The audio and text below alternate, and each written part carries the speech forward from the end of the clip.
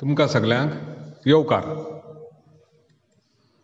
आयज आमी चवथो आनी निमणो अव्यय शिकया. तो म्हणल्यार उमाळी अव्यय.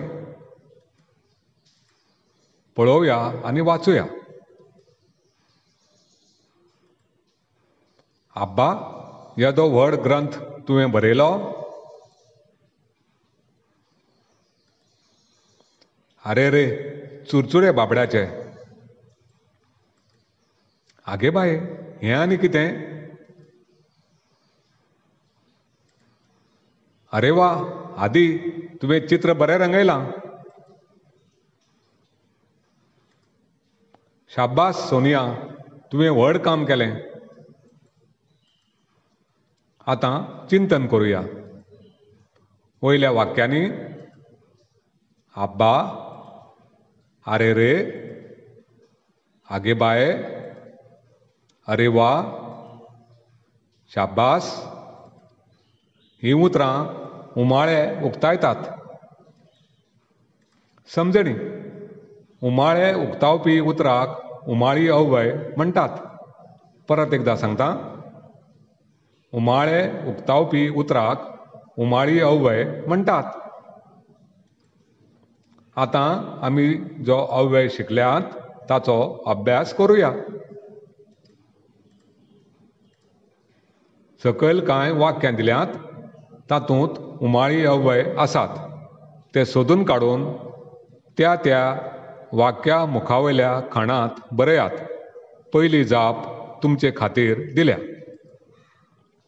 आवयस, म्हाका खिळो तोपलो. आवयस हो उमाळी अव्यय.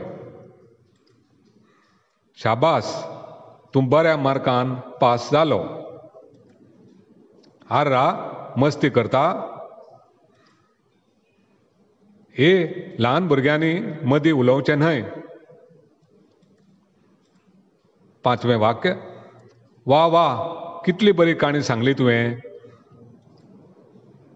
वा वा, राजन, तूं बरो नाचता. शी, नाका हो पावस. आरे, सोड ताका, तो तडफडटा. न्हवे, देवा सायबा, आतां ताका खंय सोदूं. आनी निमणें वाक्य. हाक थू, हेलन, असलें पद म्हणटलें. सकयल कांय उमाळी अव्ययां दिल्यात.